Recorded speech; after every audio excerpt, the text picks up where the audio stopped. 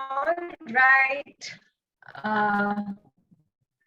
Welcome everyone. Hope you and everyone around you is safe and in the best of their health. Joining us for the session. The topic of formal. As a self-explanatory, we will focus on everything that's changed in the Indian retail scenario ever since the pandemic disrupted the operations. How have brands therefore evolved their retail strategies and all that's on the horizon. We have a very powerful lineup of speakers today, and I can't just wait for the next 1 hour. I think it's going to be absolutely power packed. The current dynamic environment that we live in, moving in and out of lockdowns while navigating between home and work. The term agility, it's not just crucial for survival, but pretty much a necessity to access opportunities quickly. In this age of disruption, embracing customer first approach and friction-free buying process, that's the goal that retailers are aiming for. And they're now leveraging digital ecosystem to empower employees, bring personalized customer experience, and of course, drive greater revenue. More on this, I'll leave to the experts, but we will discover emerging retail trends and opportunities, how brands are focused on changing, consumer experiences and a lot more. Before that, let me, just go through a quick round of introductions. My name is Shubhra Sinha, Marketing Head at Denave, and I'll be your moderator for the session. We have a very strong lineup of speakers today. Let me just go round and introduce them. Starting with Lloyd. Lloyd Matthias, he's a business strategist and angel investor. He's a business leader, comes with, I don't know, lost count, but number of years of experience and has a very intimate knowledge of the APAC region, proven track record of creating compelling visions and driving business performance across sectors. Welcome, Lloyd. So happy to have you here. Sumita. Thank you, Shubhra. Thank you. Okay, coming over to Sumita. Sumita Bhatia, she's the National Head Retail Business of HP Inc. I'm sure a very high pressure role, especially in these times. She spearheads sales operations at HP. Sumita closely works with retailers and technology vendors on best practices and strategies. She's responsible for driving revenue, profitability, customer experience, and digital transformation. Thank you so much, Sumita, for joining us today. We're really looking forward to the insights. Happy to be here. Okay, Shankar, may I request you to also switch on your camera? Shankar is the co-founder at Junio. He's a creative visionary and a strategic thinker. Before Junio, Shankar led the recharge and bill payment business for 3 years with 15 times growth. He was a contributor for the BCCI Paytm multi-year deal plus cycle association. So welcome, Shankar. Look forward to an interesting discussion. Shankar, you're here? Yes, I'm here. Can you hear me? Yes, I can. But are we able to see him? Yeah. Yes. Oh. Yeah. I think it's working. Oh, yes. Yes, it is working. Right. Yeah. All right. Moving over to Sarath. Sarath Krishnan is the Director Consumer Sales at Cargill Foods with over 18 years of experience across leading FMCG organizations in India, including Marico, Ferrero, Colgate-Palmolive. He has a track record in conceptualizing and executing RTM strategies, leading large teams, heading transformational projects. Very honored to have you here, Sarath. Thank you for taking out time. He's not been well, but I really appreciate you being here. The pleasure is mine, Subhra. Great to meet you all. Okay, and finally, our very own in-house expert, Sunil Munshi, CEO APAC Denave. He has a very rich experience across 3 decades in delivering sales enablement solutions globally and driving revenues for the largest conglomerates in the world. As CEO APAC, Sunil is responsible for spearheading the rapid transformation of the firm in this region. Welcome, Sunil. Thank you so much. Thank you, Shubhra, and pleased to again meet all of you. Thank you. Wonderful. So very warm welcome to all the speakers and the audience as well. Of course, there's a lot more to unfold. Considering you've all taken out time on a Saturday, I'm sure this is a topic that is relevant for all of us. Of course, before I just turn the spotlight, I'll take just about 30 seconds for a little housekeeping. So, while we hear our panelists, of course, we might have some questions that we want to ask them. But we have our designated Q&A pit stops where we pick up those questions. However, you have a chat button as well as a hand raise button in your on your window. So feel free to type in your question in the chat or a Q&A section. And, my team here will keep collating them and we'll take it up in the, the designated spot. Okay, so before that, now, let me just quickly share something which I thought was extremely interesting.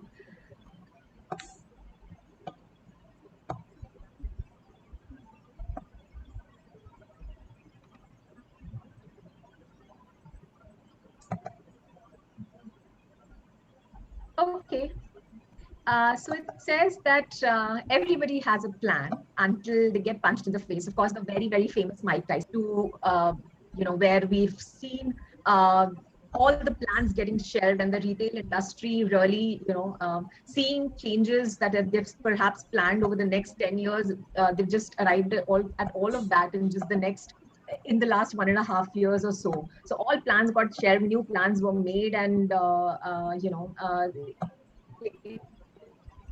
been very interesting that we'll talk about more. Of course, while I was doing my research, I saw these little cartoon strips, which I thought were extremely, they kind of represent all the little changes that have happened. While they summarize everything, but there is so much behind the story. There's so many changes in people in the industry that has gone behind the scenes, and that's what we'll talk about more today. So I'll now do less of talking and more of asking.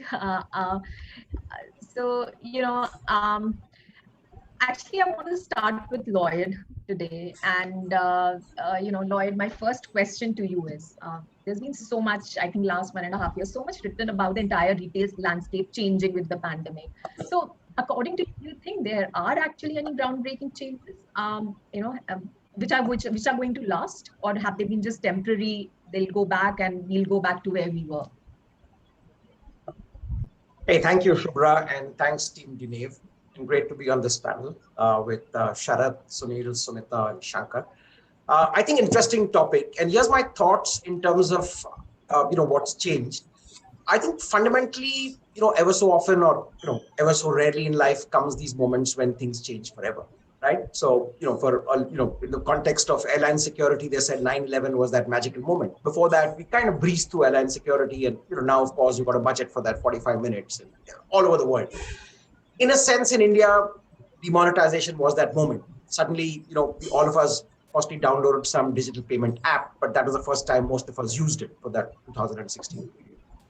I think in that sense, the pandemic has been all this and more. It has been a significant change, right? It's kind of made a lot of us pause, reevaluate, and really look at our lives. I think that's the macro thing. And possibly for most of us, this has been that one crazy moment that possibly, hopefully, will never get replicated again. So it has been a huge moment. Coming to the context of retail, I think two parts. One, it clearly caught almost everyone, both at a business and a personal level, at that moment completely off guard, right?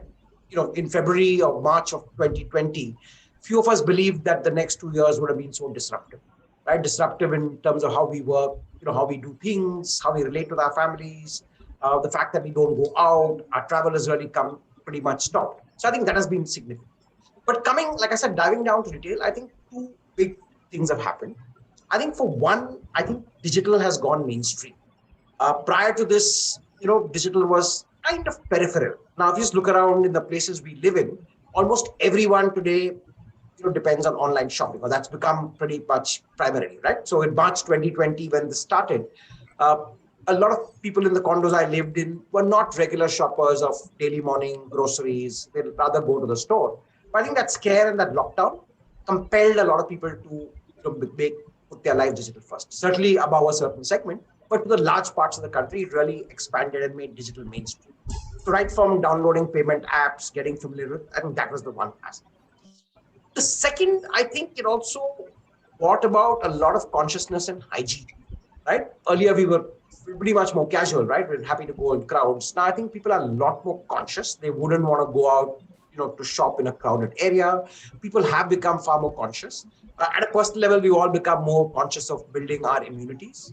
So whatever, whether it's putting turmeric in your milk or whatever. But I think in a lot of sense, the hygiene consciousness is growing. I think the third aspect, which is a trend that was coming into play well before the pandemic, was really the change in shopper experiences, right? Today, there is a much greater need for personalization. So a lot of our online shopping habits, the fact that we get nudged when we shop in an Amazon or Flipkart, and we get to see price comparisons, we get to read reviews. I think we're expecting a lot of that, including in the physical world, right? So when people go to a store, they've got their smartphones, they want more information, they can quickly refer price. They want a knowledgeable experience at the store level. They want a sales assistant who can help them. They want price transparency. And I think, lastly, I think people have also begun to look at retail as a little bit of a release. It's that what is called retail entertainment, right? We go out because we want to socialize. But similarly, you go to a store because you want to come back, kind of slightly more entertained, more experienced. I think that there's a little bit of a focus of building a richer customer experience. I think all told, the pandemic has been a big moment. For the retail scenario, it has changed some things for good. Thirdly, I think digital, like I said, has become mainstream and people's, it's become, it's something that retailers have to accept. I think lastly, it's the fact that shopping is now going to be, almost considered a bit of an experience. And therefore, retailers in the physical world have to embrace and build on the virtues of the digital world. Yeah, I think very interesting to know. And with that, I think I want to also understand what brands are doing. So Sumita, I think you're the best next person to ask this question is, how are brands like HP, they have taken on the pandemic challenge, and how have you guys reacted to it? What steps did the brand take to, bring about this change, like Lloyd is saying, creating this new customer experience? So first and foremost, you need to tell me whether I'm audible. Yes, you are. Okay, great. Yes. So Shubhra, I think fortunately we were one of those brands where we had a plan, and that plan helped us to not get punched in our faces, as what you had mentioned. What we had started our journey on digitalization or digital transformation of our stores, of our retail, which really helped us along the way. So what we've realized during this time is, yes, I'm agreeing to what Lloyd was mentioning, that the consumer buying journey has changed dramatically. And today the home has become the place to live, work, learn, and even to shop. And yes, digital, this has really led to a lot of acceleration of digital and omni-channel preferences of the customers. So what it meant for us as HP was that the customers have an acute need for ownership of customer devices. So for us, we were in that category where the customers needed us. So they needed the ownership of computer devices. They wanted their devices immediately and not really wait for it to come over the next 3, 4, 5 days. And they wanted to buy it while they were still at their home. So the other thing that we noticed is that there was a huge growth in the near me searches in the digital space. And this was primarily from the customers who were in the market to buy, right? In market audience.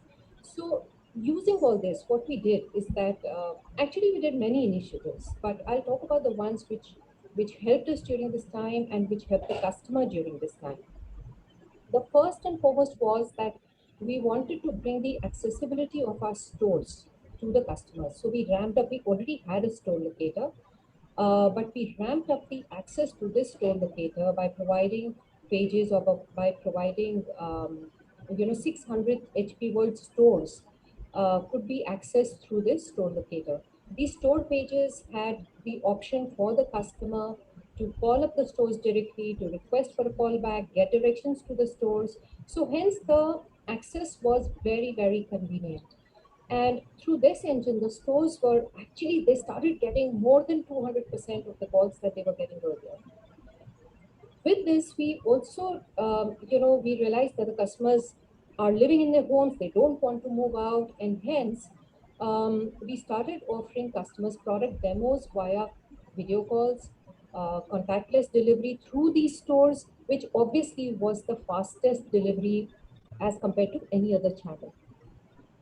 The third thing that we noticed is that the demand growth was on both extremes of the price spectrum, and therefore we offer tailor-made financing schemes for the easy purchase of the customer. So I think those really were the ones which really helped us along the way. Sure. So, okay, so now moving on to a category like HP, IT, where we are talking about, how IT products became, they actually became a necessity, right? They became an essential item. And the demand, of course, it was an opportunity that came in, at least for that segment. But Sarath, given your background in, FMCG, and considering you're overseeing the retail and sales operations for, Cargill at this point of time, that's such a competitive market, FMCG. So it would be good to have your view of how things have changed in that segment and what have been the challenges there, or maybe opportunities. Thank you for asking that. Because out here in the FMCG space, things are quite different, because we're talking about many Indias here, aren't we? So we are talking about very many Indias. There's India and then there's Bharat, very simply put, right? And a lot of our discussion happens in our drawing rooms, where we probably look at people who are pretty much like us, but a lot of people, a lot of Indians are not the same. And as we go down various states and pop strata, we realize that the challenges have been increasingly different and differentiated. So, like, what do you really mean by this? So, come to the FMCG space, there is ultimately the physicality of product moving from one place to another, right? And then we're talking about making sure that our products are available in the most interior parts of the country for access to our consumers. I think that was the single biggest challenge that we faced in keeping our supply chain alive and ensuring that we were able to reach our products to the most interior parts of a city or of a state or of the villages that we cover. So I think that's the single biggest challenge that we face. With the advent of the lockdown, we physically had to move stock to multiple locations. It was impossible for us to find even drivers who would ply vehicles because there was no food available en route. I mean, you had such basic issues. So starting with supply chain disruption and our ability to manage the supply chain disruption at the source and at also the end of the supply, we had to bring the force together to be able to take care of all the people who are physically moving products from one part of the country to another. Moreover, the people available in the local towns, for them to be able to come to work and make sure that our food supply chain was alive. And we are a very important player as far as the food supply chain is concerned in this country. And we took it on ourselves. And it was an emotional call that me and alongside me, the leadership team made to a larger team, saying that it was important to keep the food supply chain alive. And it's important that we keep the products available for our shoppers whenever they would go to a store, because all of us knew that there was panic buying that was happening at that time, and we had to ensure that we were available when the shopper needed us. So I think this was a big challenge. So different parts of India, different challenges. In the urban side, we would have lesser issues, but actually we had further issues in making sure that our products were available in the lower tier cities and towns and also the villages of this country. Coming to some of the changes that we've seen in the retail landscape, and what are some of those changes that are here to stay? One of the key things that I have observed is the emergence of the omni-channel setup, right? With every single one of our large format retailers either making a move in the omni-channel space by they themselves expanding their operations or by acquisitions. So we have classic examples here in terms of expansion with Jio and JioMart being one of the key players who has expanded their operations not just from a B2C, which is business to consumer, through their JioMart operations, but also in the eB2B space, where today most of our retailers, especially in the lead cities, are empowered with a Geo handset, which allows them access and transparent access to various products at various prices. I think this is interesting. They moved a couple of steps further where they have now moved to a kind of a situation where they're saying that they no longer no longer need to list products with them, right? They are saying that whatever products are available with you is available with us. That's a huge change that's happening. And with the integration of systems, we are able to then provide the benefit of our entire assortment to shoppers who come onto the platform, which is otherwise not the space, because in a retail space, it is a limited space and there are a limited number of SKUs which we make available as manufacturers. Whereas when you move online, it's a virtual space and it's there and your entire assortment is available to shoppers. There's a huge change that's happening in front of us. And it kind of breaks a lot of barriers, a lot of mental barriers, a lot of physical barriers that we used to have about selling online. And on the other end, we have examples like Tata, which is now with the acquisition of Big Basket, Right. developed a certain capability and they've expanded that capability into health and other areas as well. So we see that there is the emergence of the omnichannel customer, which is important for us as manufacturers to make sure that we're able to play across all channels and effectively. So it's a big change for us, our ability to deal with them. With individual customers, our approach has been different because each customer has had a different demand. The demand from Reliance is different from the demand from DMart. DMart has also changed. They've also have an omni-channel presence in large cities now. DMart Ready is an important development at their end, which we are supporting. We also have seen Tata behave very differently and their ask from us is different. So we are actually trying to customize our offerings to each of them based on their demands. So I think that's something that we have seen. A lot of the can't physical... imagine the amount of work behind the scenes happening, adapting to all these changes. It's just a list, sounds like a list right now. Absolutely. But such an army must be involved to bring about this entire change. Absolutely. So, I mean, if you look at the retailers, they also had major challenges because, the store walk-ins had fallen during the time the pandemic happened. And there were piles of unsold inventory that were piling up in their godowns, and it was difficult for us. And we had to find an ideal solution to help them to, get through that phase. And what's again here to stay for us is the adoption of digitized payments. What's changed physically is the physicality of product movement has not changed, but the digitization of the movement of money from one pocket to another, that definitely has changed. I think that's here to stay and here to stay for good. Thank you for bringing that point up because that was going to be my next question to Shankar. So Shankar, given your experience and the fact that digital payments, they've seen a boom, of course, in the no-touch social distancing scenario. So would you like to throw some insights on how that industry is now changing? Yes, basically, I think in terms of the pandemic, which has upended everything, right? There are two very big changes which I see in the near term and in the medium term.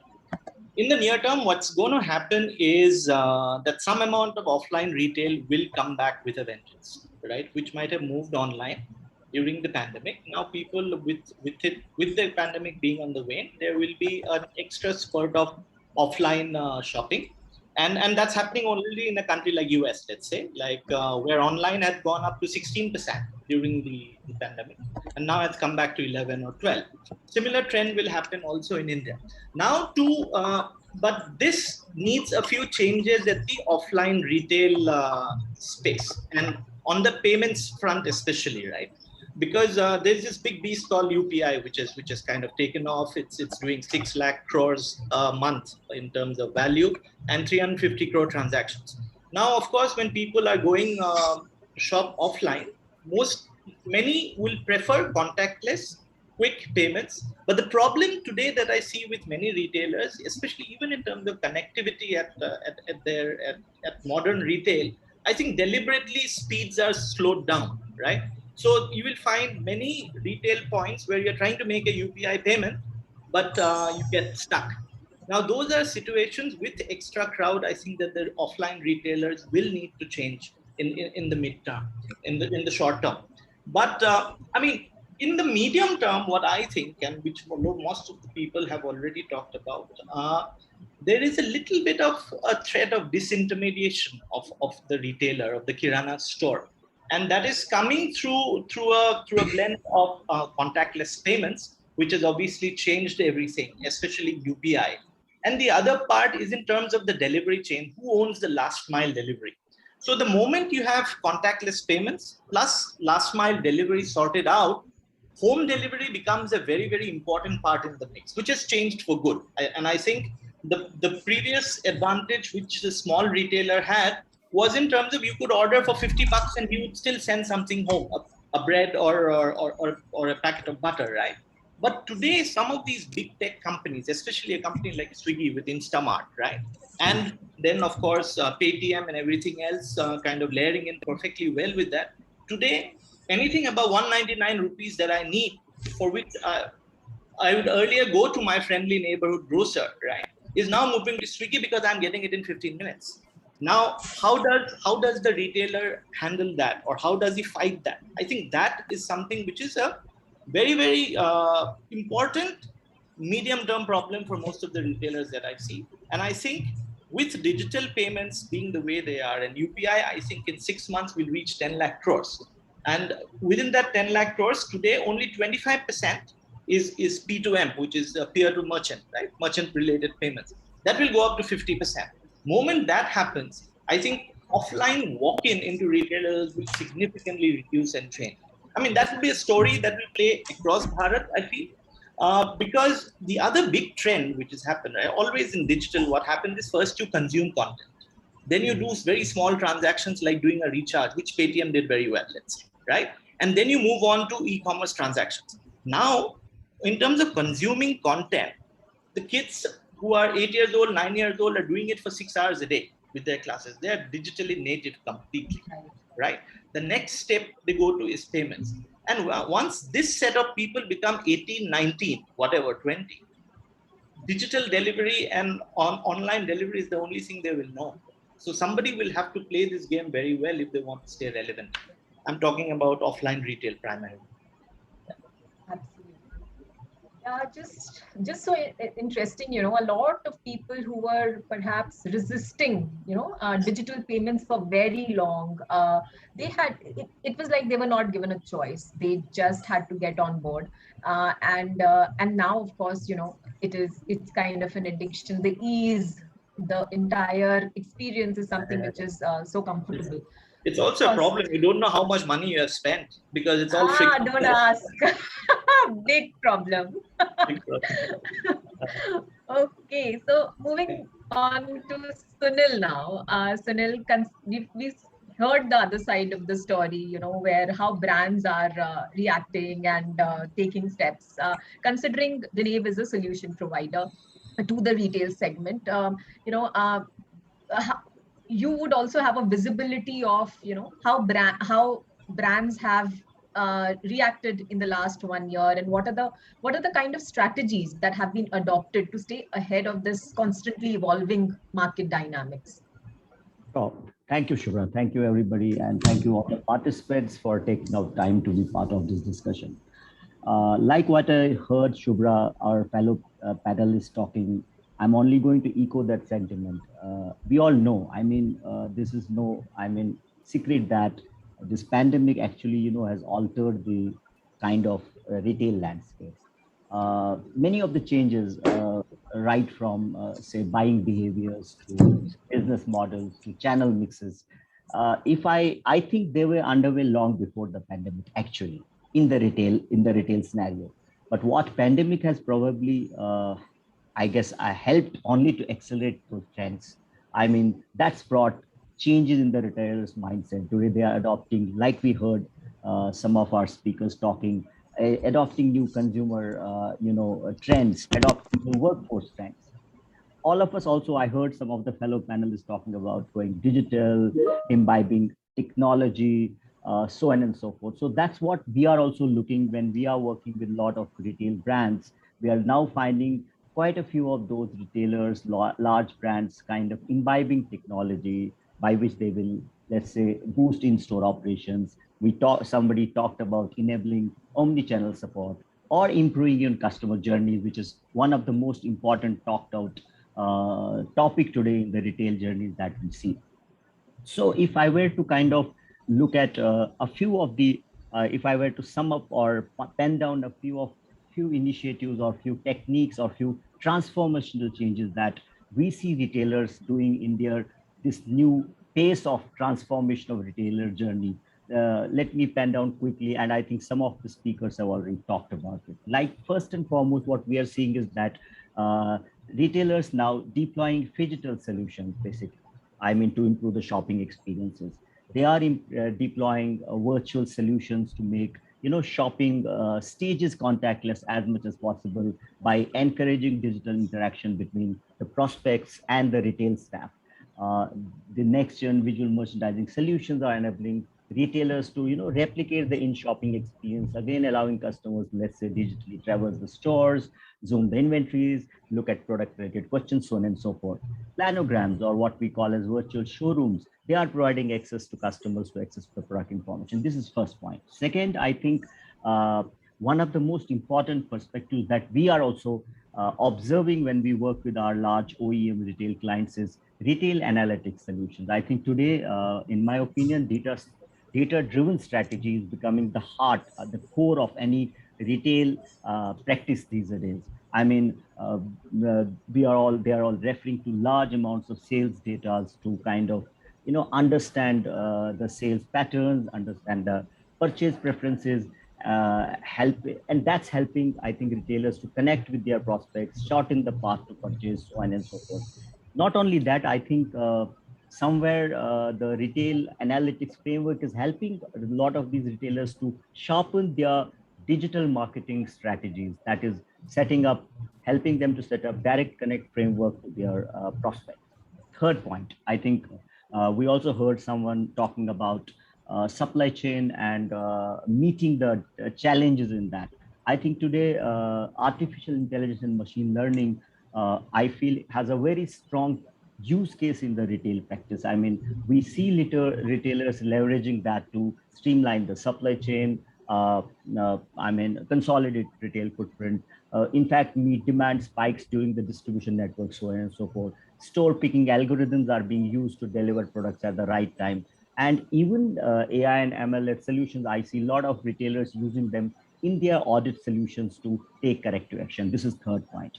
Fourth point, I think all of us heard my fellow panelists also somewhere talking about it, that retailers are putting a lot of hyper focus on personalizing customer journeys. I mean, how to make sales process frictionless, right from, let's say, pre-purchase to pre-sales to actually sales decisions. We see a lot of these automated solutions and tools like push buttons, live chat, they're being leveraged to optimize sales processes. Next point, which again was already talked about it, I'm only going to repeat that, is the omni-channel approach. I think if we go past, in the past, it was always looked at as a very costly overhead from a retail perspective, but today it's become an elective, it's no longer an option, I guess. I think omni-channel presence, retailers are trying to kind of be at every channel and enable an omni-channel strategy to kind of reach customers, reach their prospects at different touch points, different channels, and that helps them to give 360-degree view of customers overall. The next two important points I also find is, and I think we also talked about POS, the payment kind of technologies. I think many retailers, we are finding they are now adopting pay later kind of an methodology, and therefore payment itself, this industry, how you are kind of making payment processes remote, how there's infinite opportunities as per me. And last but not the least, I think one most important point, what we also see is that it's all also about not only just technology, not just only about digitizing. I think the most important part is also bringing that culture. I mean, which is very important. See, technology and digitization would not only bring in sales. Ultimately, you need to bring in that kind of a culture there. So I see that's also being kind of, we see a lot of our OEM clients, retailers on the ground, imbibing that culture, basically training their retail staff on how to deploy technology, adoption sometime becoming a challenge, how to ensure that that deployment, that adoption, that technology is deployed properly to train the retail staff finally to adapt all these technological changes. So netted, these are 5 or 6 things what Shubhra, I feel that most of our retailers are adopting these days in this new disruptive phase or new pace of transformation in the retail network. Yeah. Sunil, I think very well summed up. So what I'm hearing from all the panelists are, when we are talking about data becoming taking center stage, digitization at every step, omni-channel experience, of course, reaching the customer where they are, whether they are at their home or whether they are on a device, just making yourself, present there. And of course, through this entire journey, focus on customer experience. At this juncture, I'll just break for a few seconds and I'll move to my audience here. I'll put up a poll here where just a very simple question. And if I request the audience to kindly help us understand, I hope the poll is visible, should be visible now. What are the persistent challenges you face when it comes to driving retail sales for your organization? So whether it is footfall, whether it is, we are talking about planogram, maintaining retail's hygiene and compliance. I know it's a very wide subject in its own. Promoters, I think they also have to be upskilled for the new customer, or it's something else. I know the list could have been very long. We just stuck to a few. Some people have already attempted. I'll just keep the poll open for the next 10 or 12 seconds. Request everyone to kindly attempt, just feed in their response. It's unfair. You don't allow the panelists to vote. I'll take your vote separately. And I was just thinking that maybe you should have all of the above also as an option there. I know, valid point. Valid point. I think you can stick more than one, maybe. Yes. Okay, just last 5 seconds to go. Again, what are the persistent challenges you face when it comes to driving retail sales? I think driving footfall is something which is looking more like a pain point than others. However, yeah, it's picking up footfall, and it's no surprise as such, because I think. Okay, I'll end the poll here. Thank you everyone who's participated, and I'll just share the results to everyone to see. 70% of the people, of course, they're saying that footfall is the main pain point, and like I said, no surprises there. And of course, every bit of retail hygiene, compliance, promoter training, everything takes its own place. With that, I think I'll just move on to the other, I would say burning areas. We've opened up so many areas to really discuss, but trying to keep it focused. We've talked about this merging physical space and employing solutions such as contactless payment, augmented reality becoming such a big word, buzzword, and of course artificial intelligence taking center stage. So all this to create like an environment or an experience for the customer. My first question now is to you, Shankar. Is how do you think this digital shopping and payment offerings, how can this be tailored to meet the shopper's expectation? Is there a change that is required here? Shankar, you're on mute. It's like. Yeah. Hi, can you hear me? Yeah, sorry. Yes. So I think basically we'll have to break it up into two parts. One is in terms of the online shopper versus the offline shopper, right? Now on the online shopping part, I think the payments piece has been mostly kind of sorted through either UPI or payment gateways like Razorpay, which have given fantastic solutions, or wallets like the one which Paytm has, or even PhonePe and all of that. Now on the offline piece, right, in terms of payments, I think a big part which is going to come now and which retailers are working on in a big way with some of the fintech companies is in terms of buy now, pay later. Now, that is, of course, something which is at a very, very nascent stage. Everyone is dipping their feet in it, trying to figure out which is the best model. Now, the problem, of course, is while it's very easy to give credit in terms of how exactly do you get the money back. And that's something which will play out over a period of time. But retailers as well as fintech companies are definitely exploring the BNPL part very, very aggressively. There's a lot of funding, VC funding coming in. Also, there's some amount of froth, but that's a different issue completely. There is also, I think, what is happening today. While we talk a lot about the revolution in the UPI space and the digital payment space, even today, actually, 80% of the UPI payments today are still peer-to-peer. Okay, it's there may be some very small merchants in that, so maybe it's not 20 but 25%, which is peer to 25% is P2M, peer to merchants, and 80 or 75% is amongst people themselves. Now that percentage today has not that 25 will become 50, but I think there is still today a little bit of reluctance across one set of merchants in terms of digital payments acceptance. Companies like BharatPay and all have made it easier for them to accept.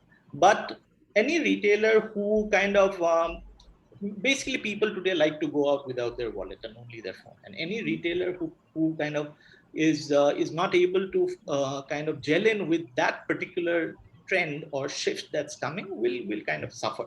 And I see that happening already. There will also be, I think, apart from these open wallets, there'll also be amongst the bigger merchants, there'll be closed wallets that will form. Now, I see a bit of that happening already in Swiggy. Like yesterday, there was a promo which they ran. If you put 4,000 rupees into the wallet, you get 4,500 worth of credit, which you then use on Swiggy over a period of time. You're essentially blocking out everybody else, right? So the bigger retailers will open their own closed wallet, and consumers will gravitate towards that as a measure of loyalty. So I see that also happening over a period of time.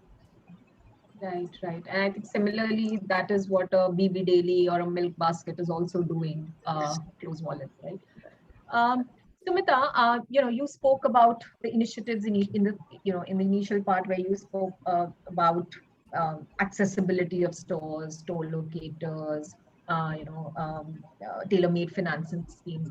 But if we have to talk about in-store, there must have been some changes that would have also been brought about in the store, whether it is to do with the promoter, whether it is to ensure that the experience is absolutely frictionless with the customer. Could you talk a little bit about that? Sure, right.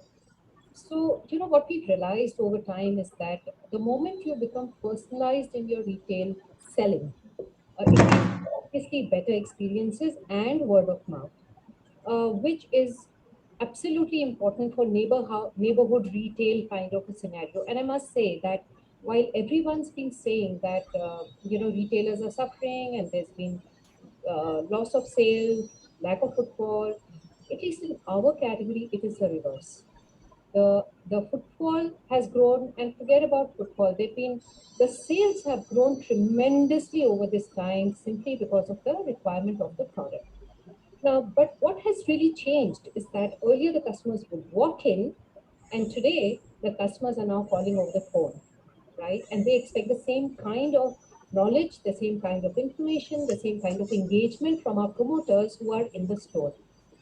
While our promoters have been extremely efficient in a face-to-face kind of engagement, we had to work very hard to train them, retrain them to actually be as engaging and as helpful, as efficient in closing the sales over the phone. That was to us a very big part. So fortunately, we do have a very good, well-oiled training engine, which we use on a very regular basis. And we leverage this to train the promoters on these two key aspects: how to continue to engage customers as effectively while handling customer inquiries over phone, and how to give demos via video calling, because the customers did not want to come into the stores to really see the product, but they also wanted to have a demo before deciding which product they wanted to take on. The other thing that we faced during this time was the motivation levels of our promoters. You know, this entire time, changing to or accepting the new environment, learning how to behave differently, we had to ensure that their motivation levels were very high. So we had to create motivation through contests, gaming competitions, gamified self-learning, which all actually even till today is playing a huge role in motivating, training our promoters, who then further give a great experience and a personalized experience to our customers. So that to us was the biggest challenge and how we managed it. So, which means even the training modules would have gone a complete shift to cater to these new emerging requirements for the promoters, right? So absolutely. In fact, we have a set of trainers who do this training, you know, on a regular basis, and we had to train our trainers first. So we actually changed the entire training content for them.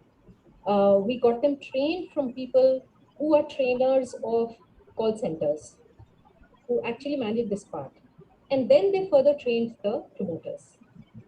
So yes, it was a large challenge. So I think for a lot of people, it sounds like almost like a non-issue. Promoters, ठीक है, phone पे बात कर लेंगे, but actually, in reality, it was a big challenge.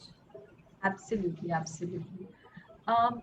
Lloyd, a brand independent a brand independent view is what I, would want to understand from you. That what best practices do you think retailers should now follow to manage retail hygiene across, different layers beyond, of course, becoming digitally savvy and so on, but are there other strategies that you should be focusing on?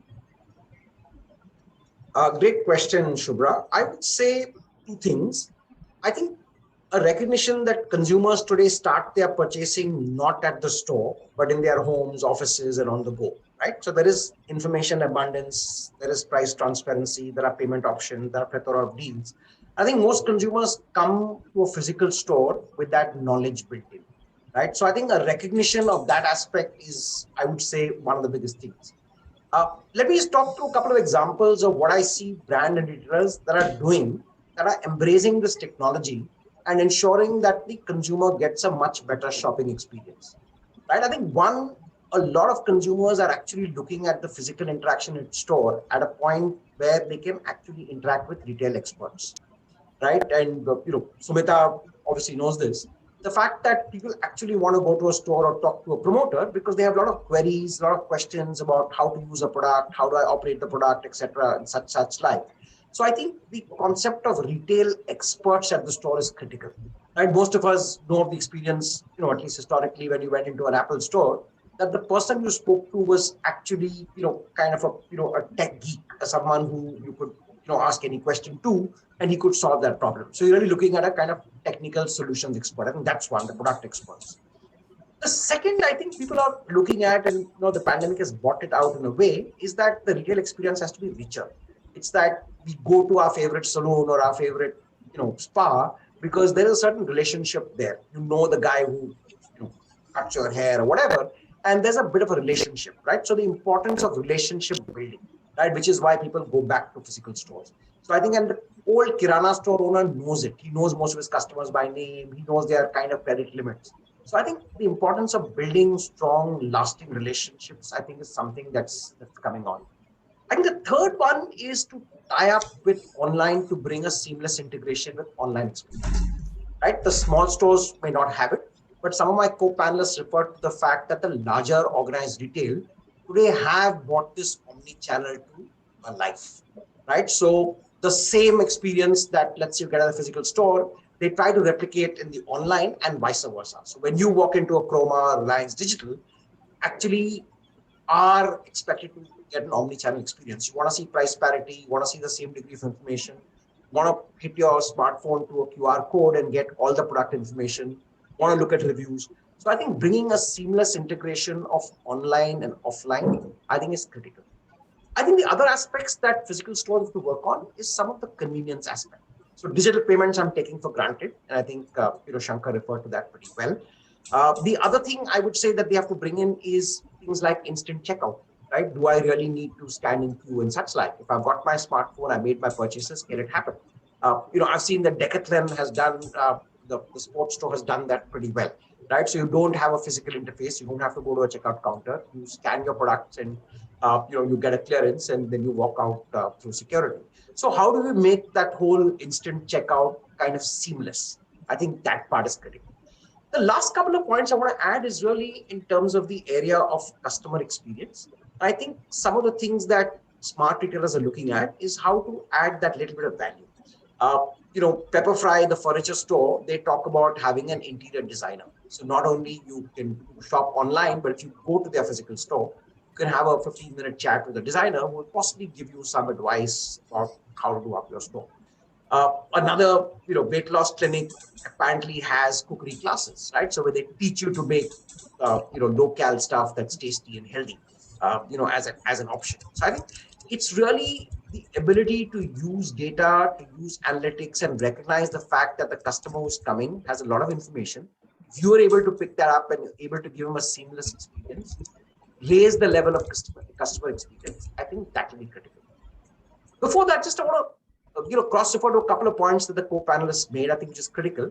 I think one is the recognition the retailer has to have of empathy. A lot of consumers certainly are undergoing stress, both because of the pandemic or job loss or financial. So things like personalization in terms of schemes, financial schemes and such like EMIs, I think that's critical. And also recognizing the fact that, a lot of, and I think, Sunil mentioned this briefly, sales, retailers and sales are one of the few functions that actually had to, kind of raise their game and open up soon after the lockdown and face the threat. A lot of us kind of work remotely in a sense where, partially kind of sheltered. We can work out of home. But there are manufacturing, there are people like in sales who actually have to be there.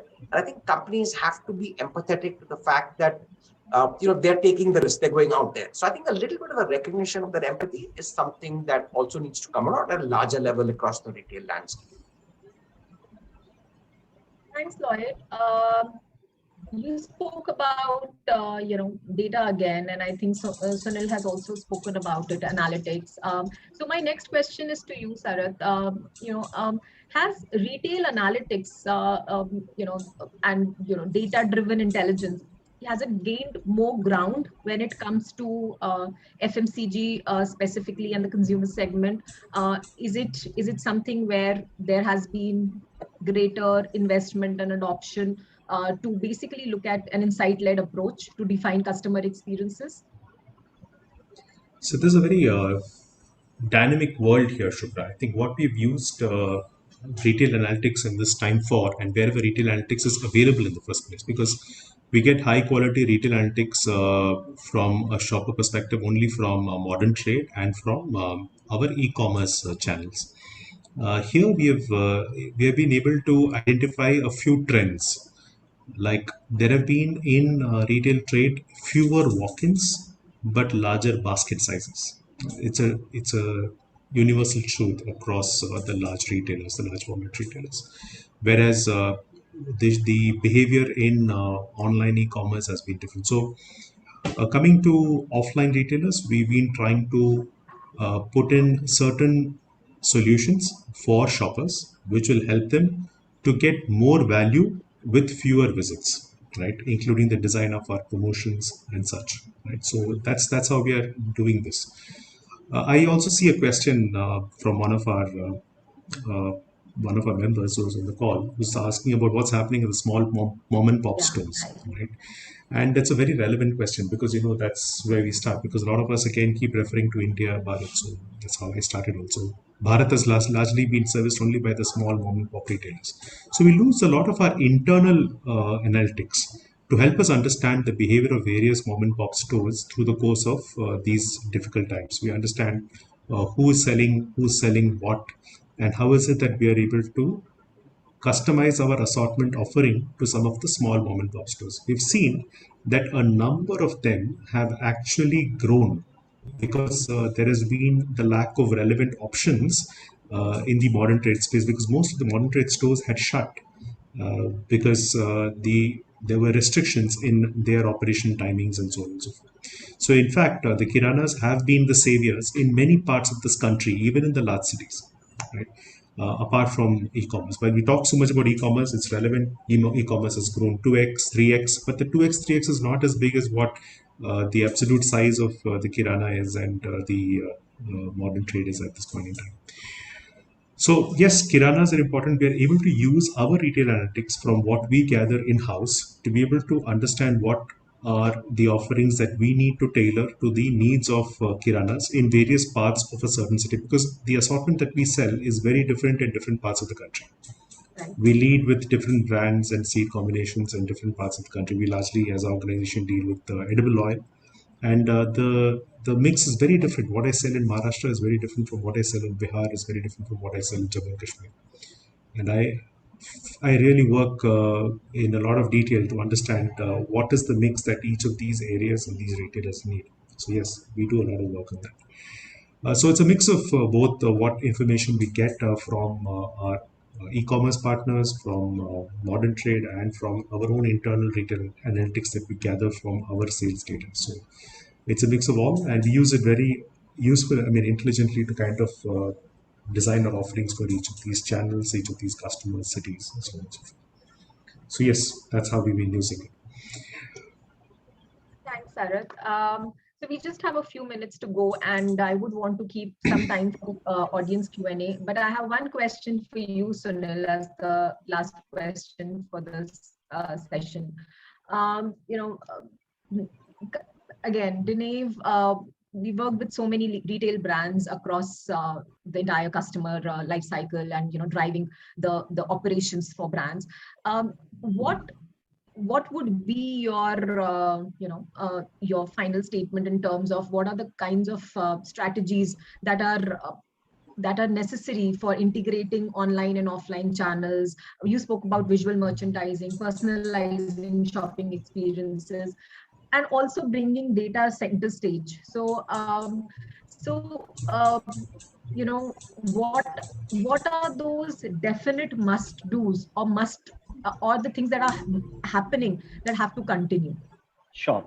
So let me address this question in two parts. The first part, I will like to kind of give my opinion about this whole retail transformation path that's happening. I mean, how can it be a successful journey for customers? And my perspective here is that, retailers with this whole consumer first approach picking up the pace in the retail segment, and with the current disruption and the pace in the retail transformation we all are looking at, I think my opinion is that retailers will need to take certain informed decisions which will enable them to pace up and line up along with this transformation in the next 5 years. For example, today, if we see in retailers, one of the challenges that we face is a lot of applications, different applications talking in different silos, supply chain, some application, marketing, different application, accounts, different application. That becomes a haphazard adoption as far as IT becoming complex. So as for me, therefore, I personally feel retailers will need to create a strategy before, and they need to approach this whole transformation, this whole phase in a very steady and phased manner. They should make incremental changes. They should test the efficacy. They should have a tightly integrated, I think most of us have talked about it, a network of online, offline channels, visual merchandising solutions, and shopping solutions. This will finally entail, retail ecosystem to have or deliver a 360-degree view and experience across the whole path of transformation. And my second part to this will be, and I think that's something what I will speak about, what we as in Dinev, we have been also having these kind of various solutions, which is helping customers to, move through this entire customer life cycle. For example, like I said, we have these whole in-house retail solution bouquet, which encompasses virtual retail solutions, promoter deployment, promoter management, promoter trainings, event and activations, business intelligence and analytics, Salesforce automation, merchandising, audit solutions. So what I'm saying is, if we look at this end-to-end kind of thing, it finally helps our retailers, our OEM customers to reach certain tangible business benefits. When they leverage audit, they can figure out what are the operational inefficiencies in the stores and help them. When they look in for merchandising or audit solutions that help them to position the product as per prospect needs, put it intelligently across various customer channels, and finally make available, give an end consumer experience. At the end of the day, there are three things. I think what I am looking at it is how you are able to enhance promoter productivity, how you are training and enabling promoters, how you are basically getting a superior customer experience. And finally, these two leading to what we finally look at is bringing a tangible impact through sales. So these are some of the opinions that I can share, Shubhra, as of now. Great. Thank you, Sunil. I think this has been great. And I'm seeing some very interesting questions come up in the Q&A and chat section. Let's take a few minutes to just, pick up some of them which haven't been really answered in the course of the discussion. The first one that I'm taking up is from Saurabh Gupta. He's asking, what is the future of brick and mortar stores seeking opportunities in omni-channel presence, especially when e-commerce companies are giving tough price competition? Sarath, would you want to take it up, or anyone else? So I can also take it up, once Sarath finishes, because both Sarath Sure, Sumita. very, very different industries and categories. Sumita, you first. I'll hear from you. Yeah. All right. So, see, it's a very interesting question, all right? And when you look at brick and mortar retailers, and when we kind of split them into different types, one is the large format retailers, and then you have the mom and pop and the kirana stores. And what is happening in both of these groups is very different. Also, there are different cities, different town classes in which India exists. So, for a minute, let me read this as the large format retailers in the metro cities for a minute, and I'll answer the question with that context so that it's a little more easy for us to first relate, and then we'll go to the other tiers. So if you look at what's happening here, the physicality of the store is actually something which reinforces trust in the minds of many shoppers. And there is a lot of trust that builds with the presence of a physical store. So I don't see this going anywhere. The physical presence of the store is going to remain, and there are still a number of shoppers and consumers which would like to have that trust behind it, and also sometimes go and physically enjoy what Lloyd mentioned as retail entertainment, right? There is that huge aspect of retail entertainment that some of these stores serve. So that's not going to go anywhere. But the incidence of shopping is definitely going to reduce. The number of trips that we make to these stores is definitely going to reduce. Potentially, we might see a little higher basket sizes, but we will see that the number of trips will fall. And this is reality. So if you were asking me about what are the challenges we faced, driving footfalls, physical footfalls to these stores is going to be a big challenge. And hence, many of these retailers have moved omni-channel to be able to gain from the online space, or what they lose on the offline space on the online space. So they're able to use the trust and the relationship that they already enjoy with their shoppers and leverage it online when they are also present with very many other offerings. So with the advent of an Amazon or a Flipkart, it's important that you have the physical presence and the online presence to be able to compete effectively. That's what most of the large format retailers in metros have realized. The same phenomenon is different as we go down pop strata into different types of towns and cities. I feel that there still the access of many of our online players is not strong enough, while many of them claim to have access to most pin codes in the country. But for most essentials like groceries and food and grocery items, the speed at which the supply could happen is really compromised in some of these places. So they're yet to make a significant impact in those areas. But once there is physical presence, like Reliance is actively looking at putting up stores even in small towns. So you will find that through the course of this year, they have a plan to expand to over 2,000 smart point stores, which means their ability to access even smaller towns goes up dramatically. And there are examples, in the south, you go, I can just take you some random examples. Vadakancheri, which is hardly a population of 40,000, they have a store there. And I was recently in Ramgarh in Jharkhand, and they have a store in Ramgarh, which is about a 1 lakh population town, right? But that's the way it is, and that gives them access to some of these areas. And I feel that with time, some of this will increase, and once the certain scale forms, the model will be very similar, where there is an online presence and an offline presence, and the online supporting the offline. So you find that that's going to come through. They also use many of these offline stores as points of distribution for the online store. So, it's about leveraging the infrastructure that you have built to be able to service the requirements that come online. So you'll find more and more of this. At a further clip, they're also able to use this for the eB2B business, where they're able to service many other mom and pop kiranas in those local towns through their retailers. So, this is going to be one ecosystem on its own, right? So one is going to leverage on the other, and we're going to see a new ecosystem form around us in this space. It's fast forming in some of the larger cities. If you look at Mumbai and surroundings, Reliance has made a huge dent with not just the consumers and the shoppers, but also with the retailers. This is extending to many parts of the country, and I think 3 years hence, we would be seeing a very different ecosystem in the food and grocery space. Wonderful. Sumita, you were looking to add something here? So I think Sarit has talked, I think he's talked about the entire thing in detail. I just wanted to add that a lot of physical stores, which may not be brand owned, but are helmed by the brand, so there the omni-channel solutions will actually be provided by the brands, encompassing all the stores that they have. So for example, we have over 650 HP World stores. Each store is a small neighborhood store that cannot really be getting into all these omni-channel technologies. The max that they can do is maybe set up their own website and spend some money on digital promotion. But then actually having an omni-channel solution is something that the brand is providing to them. So a lot of these stores, either they have their own chains, which means they have multiple stores and they will have their omni-channel solutions, or the brand provides it for the stores who are working with them.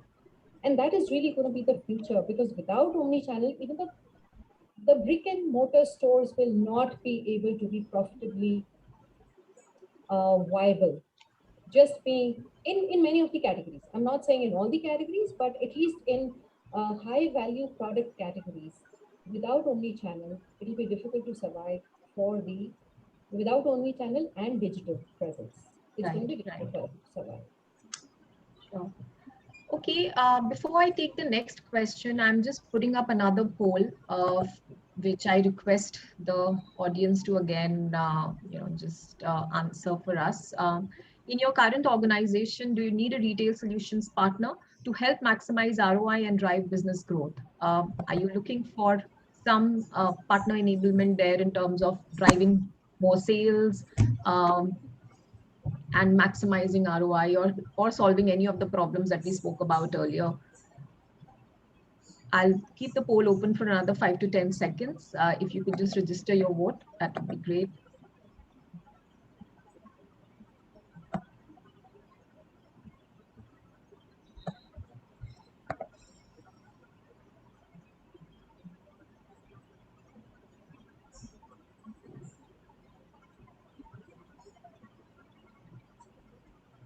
All right, I think we have everyone's votes in, so I'm just ending the poll here. Okay, probably we've anyway overshot the time, so we'll just pick up one more question here before we wind up. Okay, so there is a question which says, in present scenario where stores are opening, there is a mix of customers who want to be who want to buy offline and customers who want to buy online. So how does brand handle this mix of customers? I mean, is it via the same promoters, or there are different sets of promoters that are required to be handling these online and offline customers? Sunil, would you want Yeah, to? sure. Yeah, absolutely. I think this is, in fact, this question in a way is something what we have been speaking in this. Like I talked earlier in one of the discussion points, that today brands, today retailers, OEMs are looking in to make the sales process frictionless, as in from pre-purchase to pre-sales to decision making.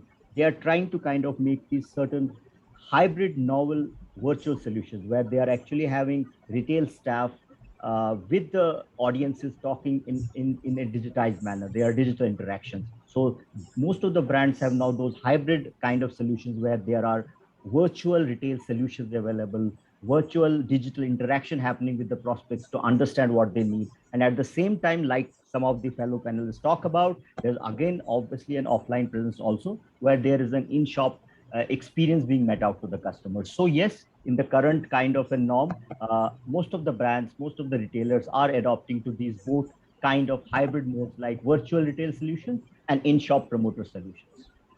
I hope it answers the question to the person who has asked it. In case not, happy to further deep dive into it. Thanks, Sunil. I think there are plenty of other questions, but we've overshot the time, and so we will wind it up here. But of course, just a quick wrap up. Of course, transformation is now an imperative. It is rampant in the retail sector. Retailers are doubling down on breakthrough technologies to get past the hurdles and reach the business benefits that they have aspired for. So, of course, and we spoke about several things.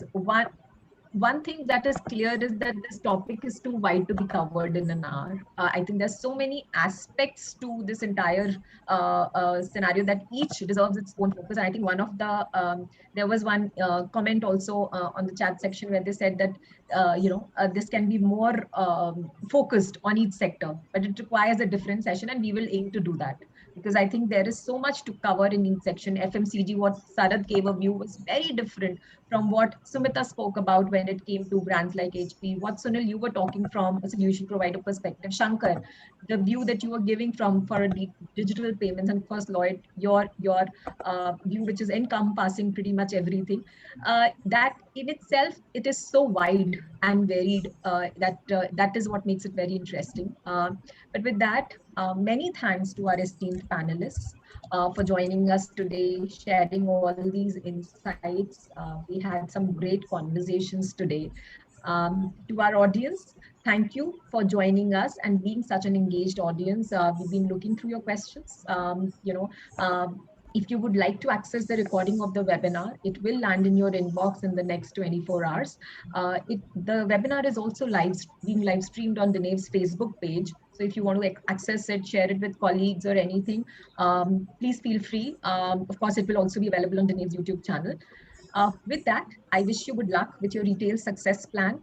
Stay well, stay safe, and once again, thank you, everyone. Thank you. Thank you very much. Have a wonderful week.